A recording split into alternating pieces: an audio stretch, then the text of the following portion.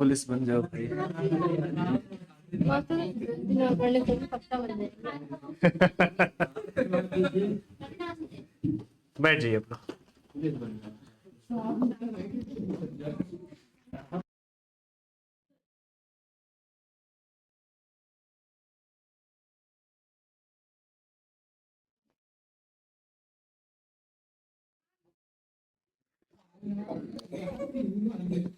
चलिए शुरू करते हैं। क्या पढ़ रहे थे आप लोग? हिंदी। हिंदी का सिलेबस तो लगभग कंप्लीट हो रहा है है ना? बहुत है। हिंदी का सिलेबस लगभग कंप्लीट है, आपको उसमें परेशान होने की जरूरत नहीं।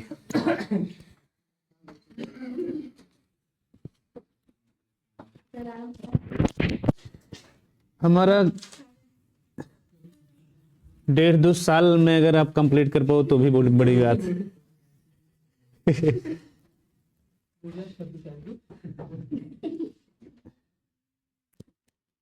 बात करते हैं, कल किसकी बात हो रही थी? हाँ, लोकसभा और राज्यसभा। लोकसभा और राज्यसभा की तो बात कर ही रहे थे, उसके समानांतर हम ये भी देख रहे थे कि केंद्र में ये और राज्य में क्या है। उसमें भी आपका विधानसभा होती है और विधान परिषद होती है। विधानसभा में कितने सदस्य बताए हमने, और विधान परिषद में आपके एरिया के एमपी कौन है और एमएलसी कौन है। गुड, इतना चलो कम से कम। राजनीति पढ़ने का मतलब ये है कि कम से कम आपके एरिया का कोई पूछे तो आप कम से कम बता पाओ। उससे भी गहराई वाली बात यह है कि आप लोग घर पे जाना तो देखना कि जो ये एमएलए हैं आपके एरिया के, प्रेम नारायण पांडे जी, माननीय लगा देना चाहिए क्योंकि आप लोगों ने चुना है उन्हें, विधायक प्रतिनिधि हैं। तो माननीय प्रेम नारायण पांडे जी किस विकास खंड से लड़ रहे हैं? 443 ऐसे ऐसे होता है। ऐसे कैसरगंज लोकसभा क्षेत्र से लड़े। अब ये भी मुझे कंफर्म नहीं है, आप लोग खुद सर्च करना गूगल पे कि किस क्षेत्र से हैं। हाँ हाँ, शायद 298। चलिए पॉइंट पे आते हैं। छोटी छोटी बात ऐसे कॉन्सेप्ट में बहुत सारी छिपी हुई है, तो वो फैक्ट भी हैं। एक होता है कि ऐसे नाम डायरेक्ट लिखवाते चले जाना कि राष्ट्रपति कौन है, विधानसभा अध्यक्ष कौन है, वो होता है। एक होता है कि हम आपको प्रोसेस बताते जाएं, उसी में नाम बीच बीच में बताते जाएं और आप लोग याद कर लीजिए। तो लोकसभा हमने बताया, तो लोकसभा में कितने मेंबर बताया मैंने? 550। पूरी लोकसभा का एक अध्यक्ष होता है, मतलब वही जैसे 100 भेड़ी है तो एक भेड़ी आगे चलती और उसी के पीछे पीछे सब चलती। तो उनकी निगरानी करने के लिए कौन बैठा है? एक अध्यक्ष बैठा है। वो बैठक कब करना है, कैसे करना है, कहाँ क्या करना है, कौन एब्सेंट मार रहा है। कभी आपने झगड़ा करते देखा वो संसद में? वो और एक रहता है वो खूब तेज तेज डांटता है, मेन कुर्सी बैठा है ऊपर, दैट इज द स्पीकर। अभी कौन है करंट में? ओम बिरला। लोकसभा अध्यक्ष कौन है? लोकसभा अध्यक्ष करंट के ओम बिरला जी। जी लगा दीजिए क्योंकि सम्मानित पद है। ओम बिरला जी, ठीक है। ये कौन है? लोकसभा अध्यक्ष। स्पष्ट शब्दों में पूछा जा सकता है कि भारतीय लोकसभा के अध्यक्ष कौन है, तो आप क्या बताएंगे? हाँ, अब ऐसे ठीक हमने बताया लोकसभा राज्यसभा यहां चल रहा है, तो यूपी में भी है विधानसभा, वहां के भी एक अध्यक्ष होंगे। जैसे यहाँ पे वित्त मंत्री कौन है? निर्मला सीतारमण। तो हमने यूपी का वित्त मंत्री बताया था आपको, वहां भी होते हैं। वहां के वित्त मंत्री यहाँ के यूपी के कौन है? सुरेश खन्ना जी। वैसे जब इसमें लोकसभा है तो इसमें विधानसभा है यूपी में, तो यूपी के विधानसभा अध्यक्ष का क्या नाम है? उनका लिख लीजिए, यूपी के विधानसभा अध्यक्ष। यूपी में कितनी सीटें हैं विधानसभा में? गुड, यूपी विधानसभा अध्यक्ष ये हैं श्री सुरेश महाना जी। सुरेश महाना जी,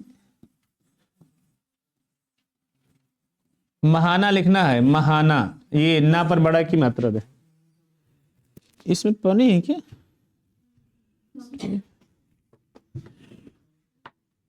थैंक यू।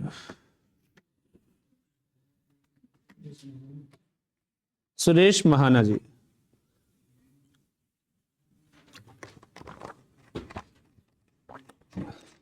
एक मजे की बात और बता दीजिए, थोड़ा सा मजा आएगा, इंटरेस्टिंग बात है।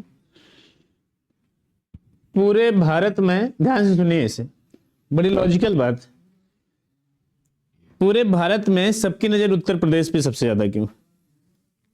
हमने बताया 550 सीट,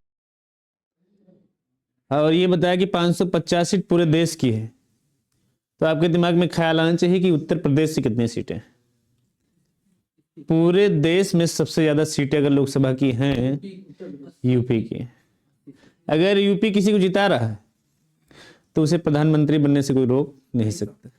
और सब राज्य हैं, जैसे छोटे छोटे राज्य हैं, सिक्किम है, किसी के पास 2 सीट, किसी के साथ 4 सीट, किसी के पास 12 सीट, किसी के पास 10 सीट। उत्तर प्रदेश अकेले के पास कितनी है? 80 सीट। 80 सीटों पर जिसकी दावेदारी हो गई, आधा तो वैसे छका ले गया। तो इसलिए सबकी नजर उत्तर प्रदेश पर रहती है, चाहे बीजेपी हो चाहे सपा हो, कि ज्यादा से ज्यादा लोकसभा सीटें यहां से निकालें। ऐसे राज्यसभा, जो राज्यसभा वाला सदन बताया था, उसमें कितने 250 मेंबर होते हैं, तो उत्तर प्रदेश में भी तो सीटें होंगी उसकी उसकी 32 सीटें। लोकसभा सीट कितनी है? 80, और राज्यसभा सीट कितनी है? राज्यसभा 32। ये आप देखते रहिए, बिल्कुल फैक्ट है, और ये आता भी है, ऐसा नहीं कि नहीं आता।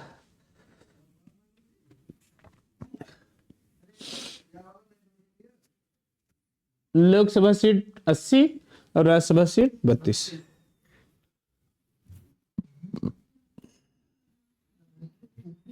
विधान परिषद में उत्तर प्रदेश में कितने सदस्य हैं? 100। हाँ, एग्जैक्टली। अब बात हो गई लोकसभा राज्यसभा, और हमने बात की उत्तर प्रदेश की विधानसभा और विधान परिषद की, और इनके अध्यक्ष का नाम जाना, उनके अध्यक्ष का नाम जाना, सीटें कितनी हैं ये जाना। अब 80 सीटों की जो बात कर रहे थे, अगर 550 में 80 यूपी की ही हो गई, और 550 में कौन प्रधानमंत्री बनता है? जिसकी सरकार बहुमत में हो, यानी कि जिनकी लगभग 225 से ज्यादा है, वो सरकार बना सकता है। 80 सीटें कहां से गई? यूपी से ही। मान लो 70 यहां से निकाल लें, और कितने राज्य हैं? 28 तो हैं, केवल यूपी तो अकेला है नहीं। उसके बाद वाले राज्यों में सीटें निकाल लें तो आराम से सरकार बन सकती है।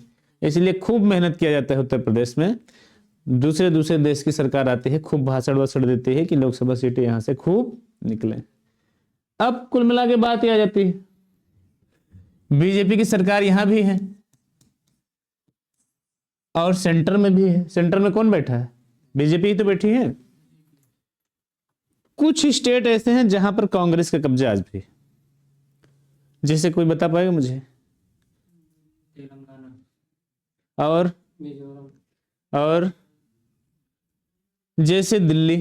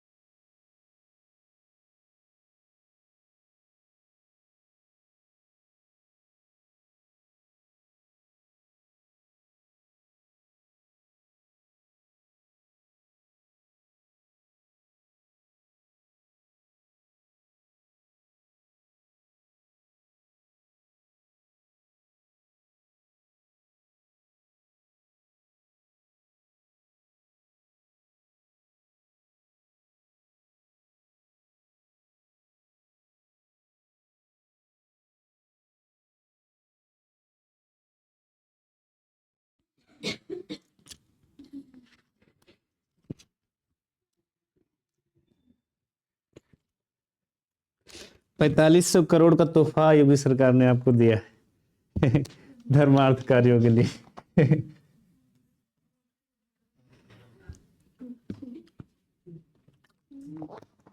और टाइटल में जब आप घुस के देखोगे, आज का पेपर पढ़ोगे, तो उसमें लिखा है जितने भी उत्तर प्रदेश में मंदिरें हैं उनका नवनिर्माण, प्लस मंदिर से जो सड़क जुड़ी हुई हैं, जितनी भी सड़क जुड़ी हुई हैं उनका नवीनीकरण। मतलब कोई भी मंदिर कहीं से आती जाती है। किसी का फोन बज रहा है क्या?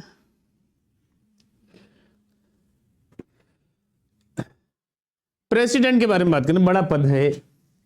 देश के पहले नागरिक कौन होते हैं? राष्ट्रपति। इनके नाम के आगे बड़ा सम्मान जुड़ा ही है। देश के पहले नागरिक ये हैं और सबके मुखिया यही है। आंतरिक रूप से प्रधानमंत्री का पद बड़ा है, मैं नहीं कहता कि बड़ा नहीं। अधिकार आमतौर पर देखा जाए तो सबसे ज्यादा अधिकार किसे है? प्रधानमंत्री। लेकिन देश का जो संवैधानिक सबसे बड़ा पद है यही माना जाता है।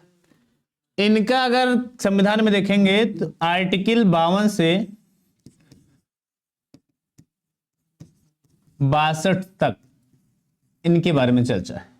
लिख लीजिए आप। राष्ट्रपति के बारे में जितने मत दिए गए हैं 52 से 62 तक। आपसे पूछा जाएगा अनुच्छेद 52 किससे संबंध रखता है, तो आप क्या बताएंगे? राष्ट्रपति। उसमें नियुक्ति क्या है, उनकी और शर्तें क्या हैं, वो सारी 52 से 62 में आप पढ़ सकते हैं।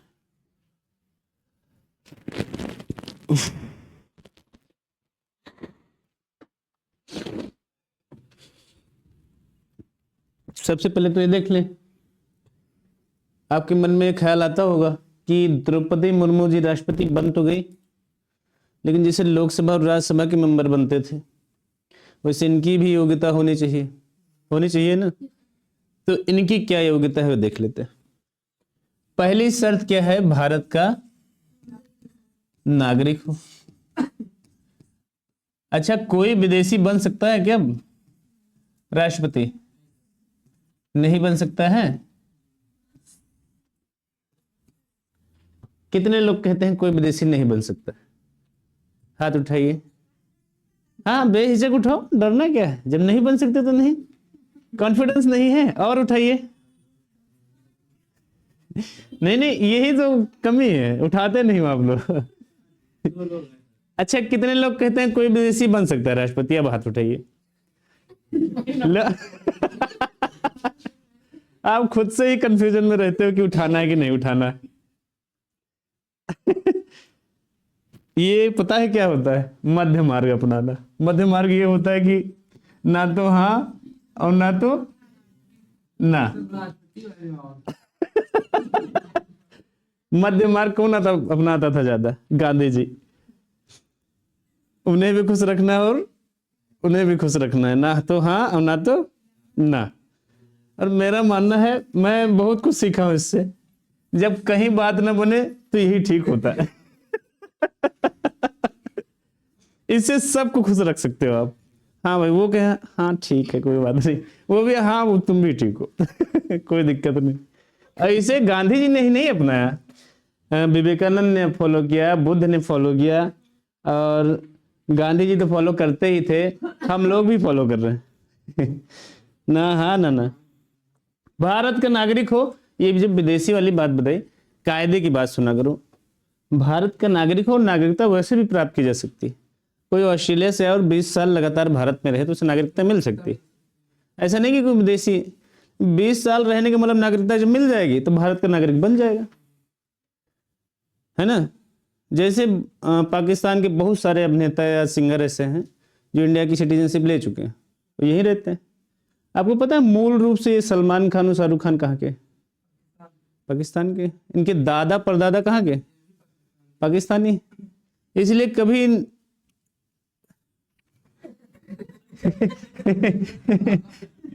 चलो कोई बात नहीं। भारत का नागरिक। दूसरा, भारत का नागरिक हो, 35 साल की जो है, हाँ पूरी कर चुके। देखिए लोकसभा में 25, राज्यसभा में 30 और यहाँ पे मतलब अब ये नहीं कि यहाँ कोई 20 साल का लड़का कहे अब बस हमें राष्ट्रपति बन जाना है, बना दो, नहीं। एक गरिमा होती है पद की, तो 35 साल की कम से कम उम्र आप पूरी कर चुके हो, तब आप एलिजिबल हो राष्ट्रपति बनने की। ठीक है। तीसरी जो शर्त है वो भी कायदे वाली बात है, ऐसा नहीं कि नहीं है। लोकसभा सदस्य बनने की अर्हता रखता।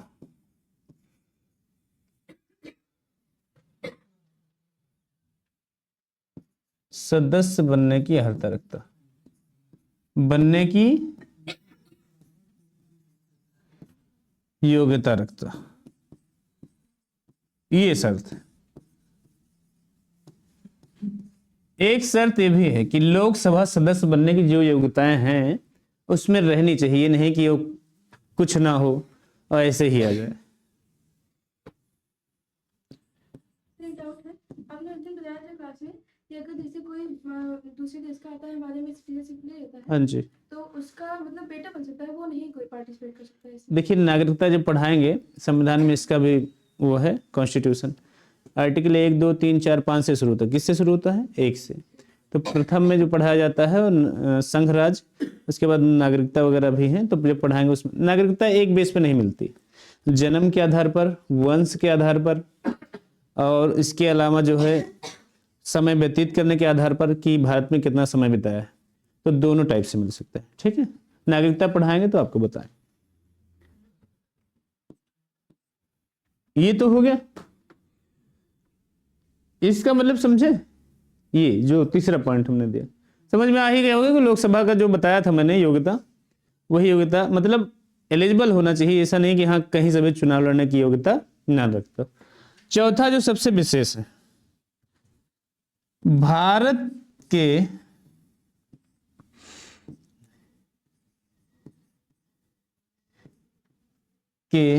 तंत्र में,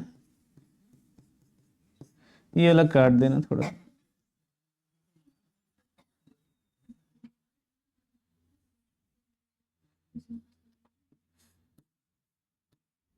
भारतीय संस्था में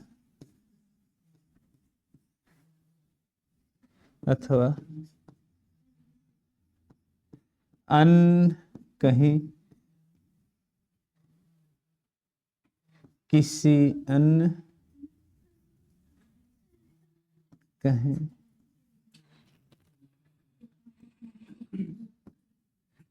कहीं किसी लाभ के पद पर न हो।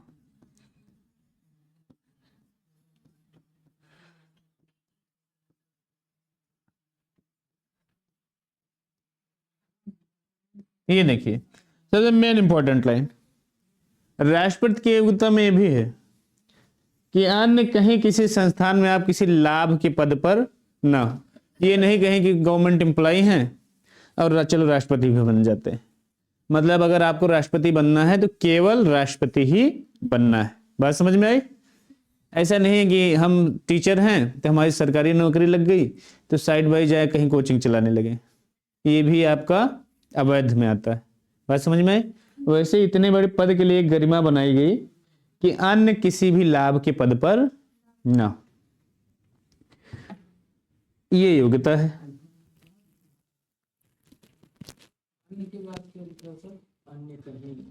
अन्य कहीं भी किसी के लाभ के पद पर ना।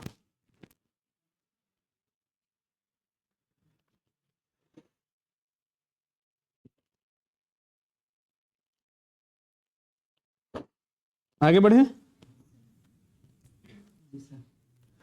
अब आ जाते हैं इनकी नियुक्तियां कैसे होती हैं। ऐसा तो है नहीं कि राष्ट्रपति ही आओ चलो कुर्सी पर बैठ जाओ, कोई प्रोसेस होगा।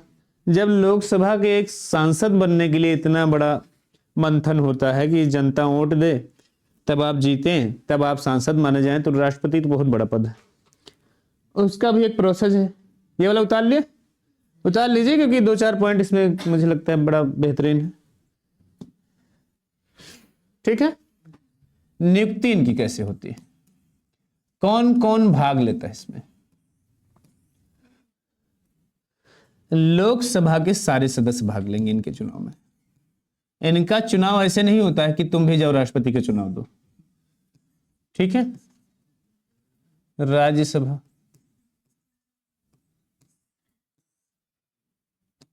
इनका जो मतदान होता है, जितने एमपीज हैं लोकसभा और राज्यसभा के सब करते हैं, ठीक है।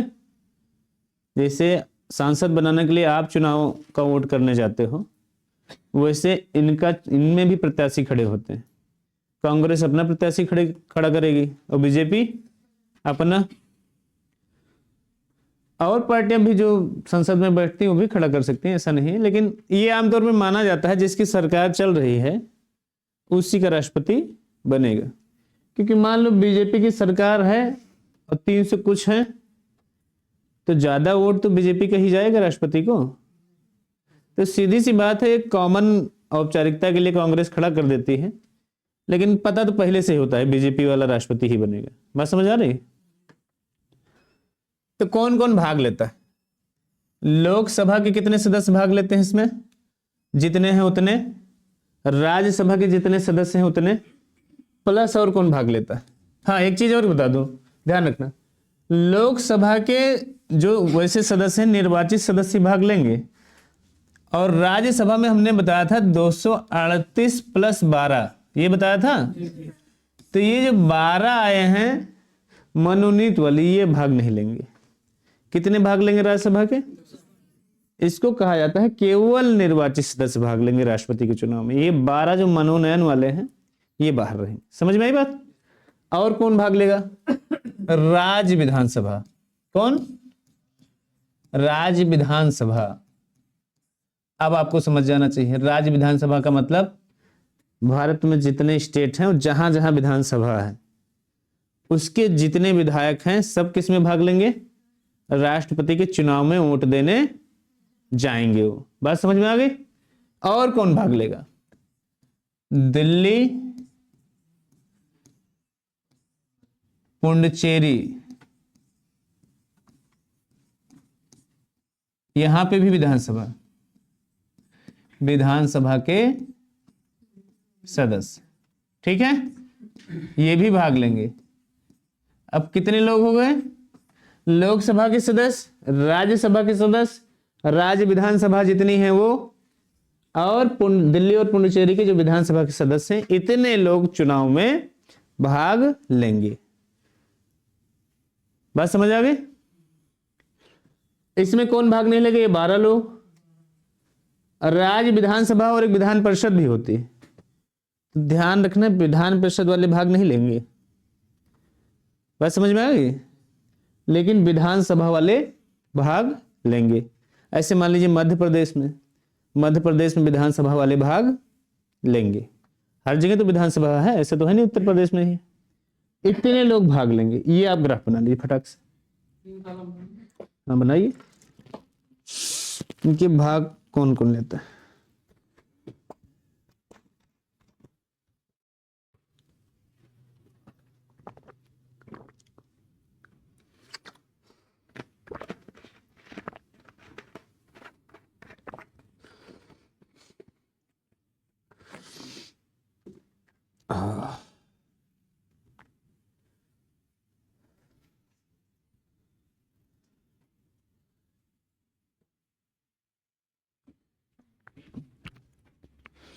जैसे सर जो केंद्र शासित प्रदेश है हाँ, वहाँ पे जो मुख्यमंत्री नहीं है वहाँ के लोग लेंगे फिर। वही तो मेन है। जैसे दिल्ली और पुडुचेरी में क्या है? विधानसभा है लगभग। हाँ, पुडुचेरी में भी 6 जो बचते उसमें नहीं है क्या? उसमें नहीं केंद्र शासित। वो केंद्र शासित होते हैं, मुख्यमंत्री नहीं बनाए गए। लेकिन दिल्ली पुडुचेरी में मुख्यमंत्री हैं। जैसे दिल्ली में कौन है? केजरीवाल। जहाँ विधानसभा है वहां बनेगी, तो इसे कंसीडर किया गया है, यहाँ पे लिया गया है।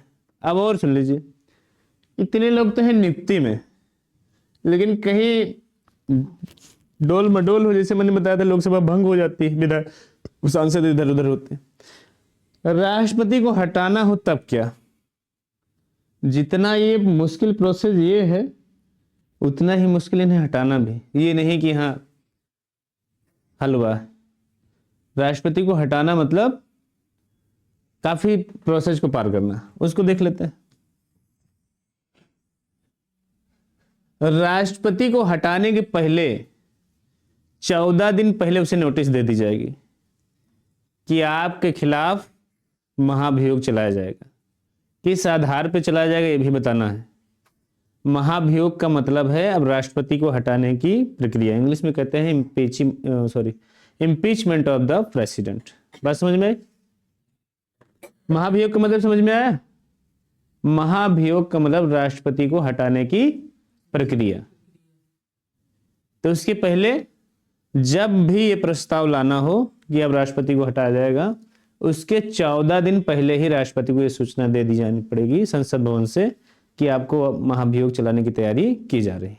अगर 14 दिन पहले नोटिस नहीं दी गई राष्ट्रपति को तो ये मान्य नहीं होगा। तो एक पॉइंट पहला आया 14 दिन पूर्व नोटिस जारी करना। किसे जारी करना? राष्ट्रपति को। राष्ट्रपति को। सोचिए कितना गरिमामयी पद है कि कुछ भी करना हो तो 15 दिन पहले ही आप बता दीजिए। अब उसके बाद का प्रोसेस देखिए क्या है।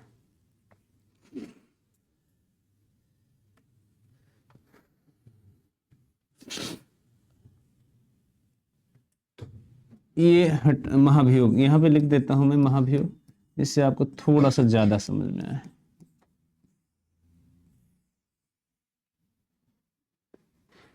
महाभियोग शायद आर्टिकल 62 में आएगा। आप लोगों को होमवर्क भी देंगे, आप परेशान मत हो। आज जबरदस्त होमवर्क मिलेगा, थोड़ा दिमाग का दही बने। ये एक पॉइंट हो गई। अब 14 दिन पहले आपने बता दिया राष्ट्रपति जी को हटाना है, ठीक। 14 दिन बाद संसद के किसी भी सदन में एक प्रस्ताव पारित करोगे आप कि हाँ भाई राष्ट्रपति को हटाना है। तो वो प्रस्ताव कैसे पारित होगा? लोकसभा बताया मैंने, राज्यसभा। मान लीजिए कोई पेपर हो, इसमें लिखा है कि राष्ट्रपति को ये इनकी एक्टिविटी सही नहीं चल रही है, कार्य इनका क्रियाकलाप अच्छा नहीं चल रहा है, तो इनको हटाना है। तो लोकसभा में पेपर प्रस्तुत किया जाएगा। तो उसमें उसके 1/4 से लोकसभा में कितने हैं? 550। तो इनका 1/4 इतने लोगों की स्वीकृति होगी तभी ये पेपर लोकसभा में जाएगा। कितने लोग? अब जितना भी हो निकले आप निकाल लीजिए, 550 से 1/4। चुनाव में तो और जो दिए थे 530 दिए थे। काहे नहीं देंगे? विधानसभा के वाले भी तो हैं। 530 आप बोले 530 देंगे। नहीं, 530 का है। हमने कहा ये भी तो हैं, ये वाले अलग से लिए गए। और यहाँ पे जो लोकसभा के 550 सदस्य हैं, कहने का मतलब मेरा ये है कि इसमें 30 तो वैसे हैं मूल रूप से और 20 केंद्र शासित प्रदेश के हैं। इसमें हमने बताया है 238 और 12, तो ये 12 मनोनयन वाले नहीं देंगे। ये तो 552 जो 2 पहले से मनोनयन होता था वो तो पहले से हटे, उनकी बात ही खत्म। 550 पूरा। हाँ, इसका निकालिए आप।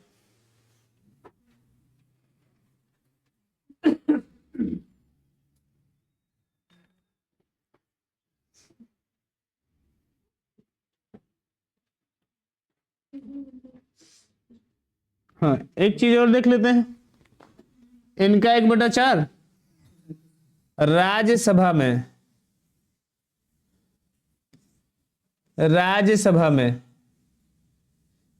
अब मजे की बात सुनो, वहां पे नियुक्ति में भाग किसने लिया था? केवल 238 ने। लेकिन जो महाभियोग की प्रक्रिया होगी लोग जुड़ जाएंगे। ये बरहो रहेंगे उसमें। जोड़ने तो नहीं थे, हटाने में रहेंगे।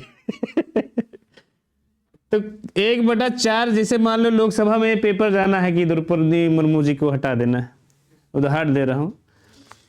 लेकिन पहले 1/4 लोग साइन कर दें कि हाँ प्रस्ताव पारित किया जाएगा। उतने सदस्य जब प्रस्ताव पारित कर देंगे तभी लोकसभा में जाएगा पेपर, नहीं तो बाहर ही रहेगा। और राज्यसभा में आएगा तभी 1/4 उसका होना चाहिए, नहीं तो ये पेपर बाहर। समझ में आ गया?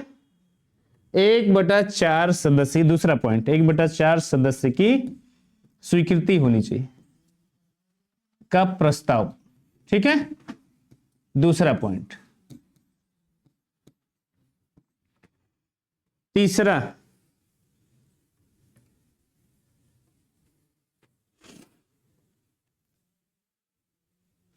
पॉइंट अब ध्यान से सुनिए।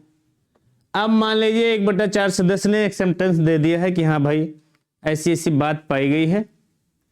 अब दोनों सदनों से पास किया जाना, लोकसभा ने भी और राज्यसभा में। तो लोकसभा में 550 सदस्य जो रहेंगे, जब बहुमत से पास होगा, 2/3 बहुमत से, किससे? 2/3 बहुमत से जब ये ऑर्डर पास हो जाएगा कि हाँ अनुपयुक्त है इस पद के लिए, इस पद के लिए योग्य नहीं है, तब ये राज्यसभा जाएगा और राज्यसभा में भी 2/3 बहुमत से जब पास होगा, तब जाके राष्ट्रपति को हटाया जा सकता है। अब बात समझ में आई?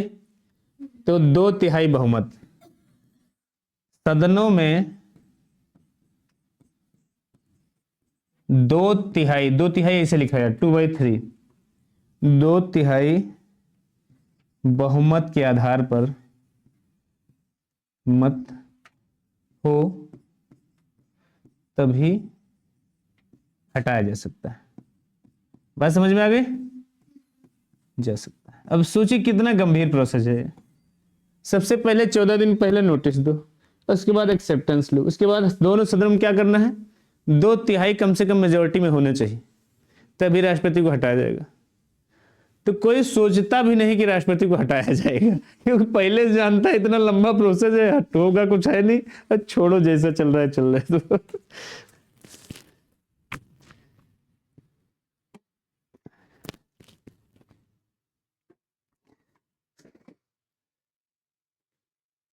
मजेदार बात क्या है, इसे ध्यान से सुनो। यूपीपीसीएस का मैंने कई दफा एग्जाम दिया है, तो इतना अनुभव है कि वो क्या पूछते हैं, ज्यादातर पॉलिटिकल क्वेश्चन पूछते हैं। अक्सर पूछा करते हैं कि नियुक्ति में तुम भाग लेते हैं, तो वो नियुक्ति वाला पूछना बंद कर दिए हम, ये वाला क्वेश्चन उठाते हैं कि कौन कौन भाग हटाने में लेता है। तो लड़के क्या गलती करते हैं पता है? ये वाला पहले से उन्हें याद है कि इतने इतने लोग भाग लेते हैं चुनाव में, तो उसमें भी वही गलती कर देते हैं। लेकिन नहीं, डिफरेंस है। यहाँ पे चुनाव में भाग नहीं लिया था 12 लोगों ने, लेकिन यहाँ हटाने में भाग ले रहे हैं। तो पीक पॉइंट आपको पकड़ना है, तभी आप 100 में से अलग लड़के बन पाएंगे। 100 में से 10-20 का ही सिलेक्शन होता है। और भेड़ चाल नहीं चलनी, आपको उनसे कुछ बेहतर करना है। मैं कहता हूँ अगर आप 4 घंटे पढ़ रहे हैं, तो कुछ लड़के ऐसे भी जो 6 घंटे पढ़ रहे हैं, आप ऐसा है, तो सीधी सी बात, उनका पहले सिलेक्शन होना है, उनके बाद जब कुछ बचेगा तब आपका नंबर आएगा। या तो 20 मार्टर, उनसे ज़्यादा मेहनत करिए, वहाँ बहाना नहीं चलेगा कि हमें लौकी लाना था बाजार से, हमें गेहूं पिसवाना था घर से, कोई बहाना नहीं कि हमें खाना बनाना पड़ता है रात में, मम्मी की तबीयत खराब रहती, कोई बहाना नहीं।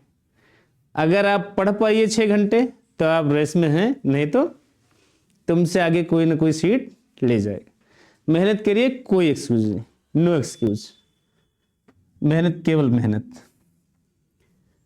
समझ में आया? राष्ट्रपति की आपने नियुक्ति पढ़ी, उसमें कौन भाग लेता है ये पढ़ा, हटाने में कौन, इनके पावर भी देख लेते हैं थोड़ा सा। पावर थोड़ा सा है तो बहुत लंबा इनकी पावर, वीटो पावर होती है इनके पास।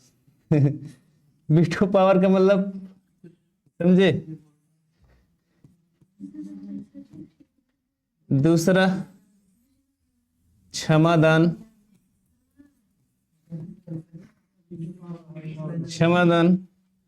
ऐसे संवैधानिक अधिकार भी कई प्राप्त हैं इन्हें। चौथा नियुक्तियां भी हैं इनकी, कई पॉइंट हैं। अधिकार तो इनके पास हैं, ठीक ठाक अधिकार है, मैं नहीं कहता कि अधिकार नहीं है, ठीक ठाक अधिकार है, पूरा लिस्ट है, वो बताना थोड़ा सा मुश्किल हो जाएगा। मोटा मोटी बात, वीटो पावर का मैंने बताया था, लोकसभा और राज्यसभा में कोई बिल पास होता है ना, लिख लीजिए तो बताएं, आप लोग डिस्ट्रैक्ट हो जाते हैं थोड़ा। अच्छा, राष्ट्रपति कौन है अपना यहाँ अभी? आप लोगों को होमवर्क ये है कि मुर्मू जी राष्ट्रपति हैं, तो ये किस नंबर की राष्ट्रपति है ये याद कर ले। गुड, तुम लोग तो पढ़ते हो।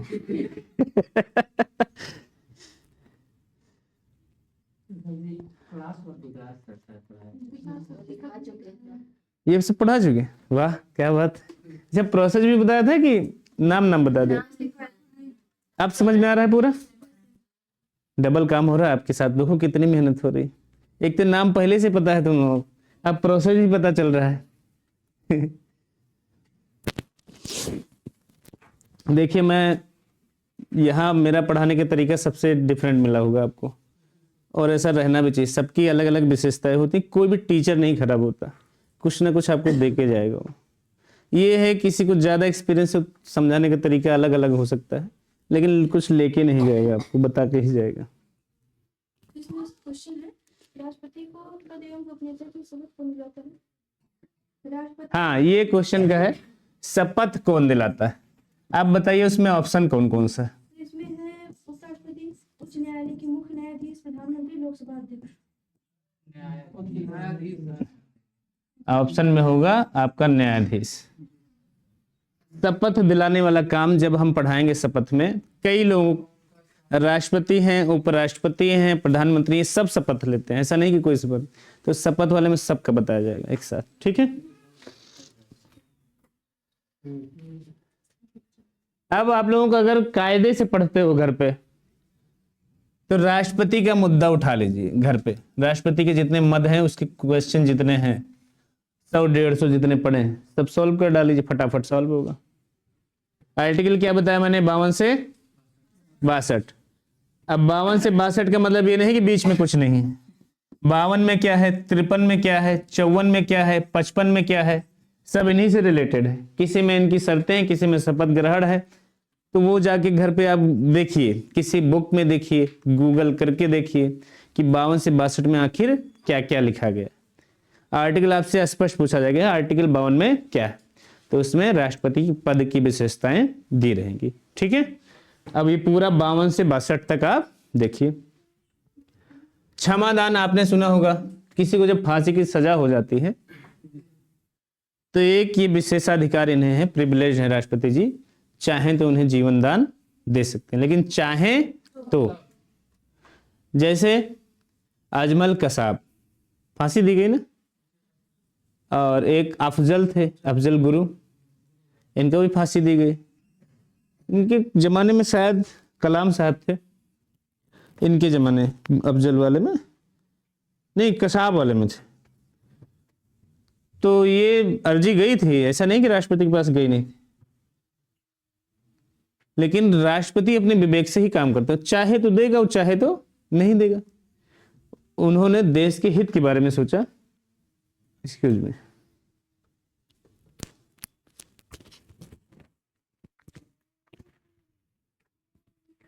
उन्होंने कहा इस पे हम कुछ नहीं कर सकते, उन्होंने जीवन दान नहीं दिया।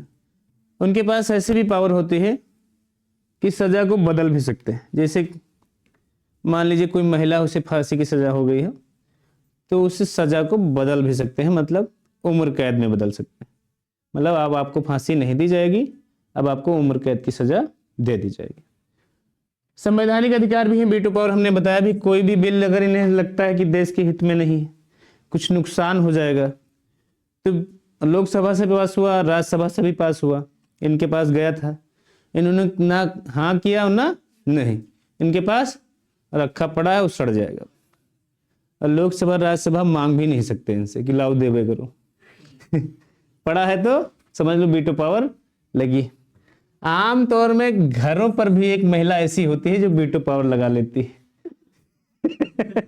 समझ लेते होंगे आप। घर पे एक महिला प्रधानमंत्री होती है जो अक्सर उसके हाथ में सारा वीटो पावर होता है। इससे बच के रही रहा आप लोग। ठीक है, तो नियुक्तियों के बारे में, हाँ नियुक्तियों के बारे में देख लेते हैं। कई ऐसे पद हैं संवैधानिक जिसकी नियुक्ति कौन करता है। जैसे अभी मैंने स्टार्टिंग में पढ़ाया, प्रधानमंत्री की नियुक्ति कौन करते हैं? राष्ट्रपति जी ही करते हैं। ऐसे सीएजी हैं, अटॉर्नी जनरल हैं, कई सारे पद हैं जिनकी नियुक्ति कौन करता है? ये भी नहीं विशेषाधिकार।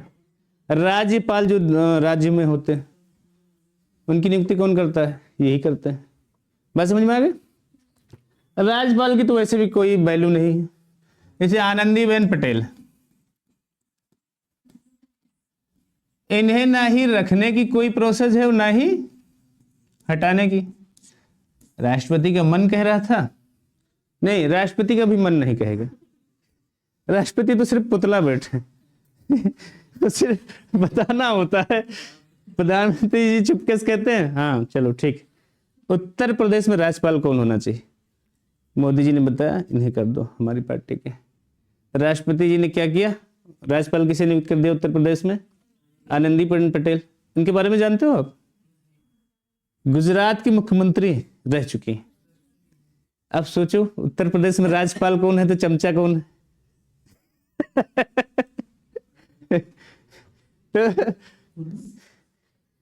और इन्हें जब 5 साल का वैसे कार्यकाल होता है, मैं नहीं कहता 5 साल का कार्यकाल राज्यपाल का होता है, लेकिन उसके पहले ही जब अगर राष्ट्रपति को ऐसा लगता है कि अब ठीक है हो गया तो जाओ, और ये कारण भी नहीं मांग सकते कि भाई क्या कारण हमें हटा दिया गया।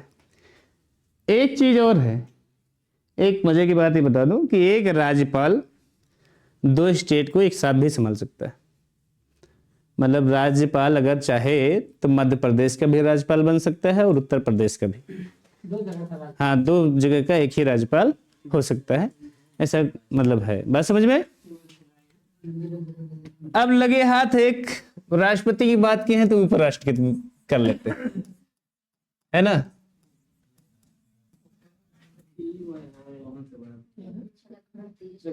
मुझे 2 मिनट का समय दे दीजिए प्लीज। हेलो, हाँ जो सामान लगे दे दीजिए। 2 मिनट। हाँ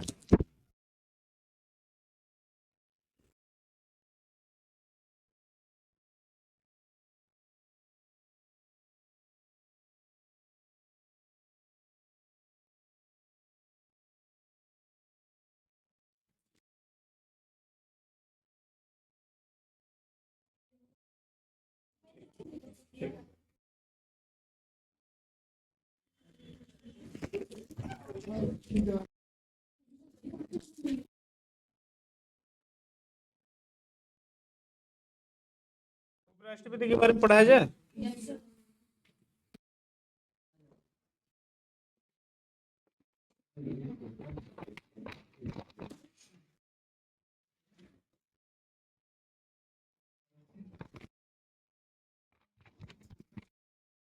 एक महिला सो नींद आ रही है?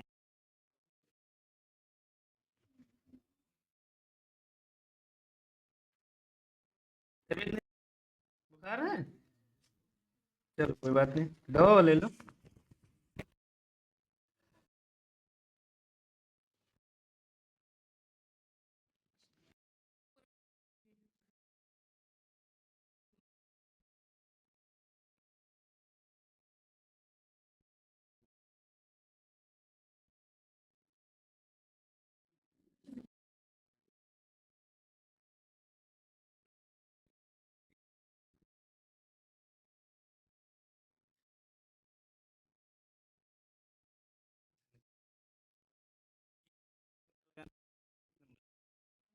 उपराष्ट्रपति 14 है बस।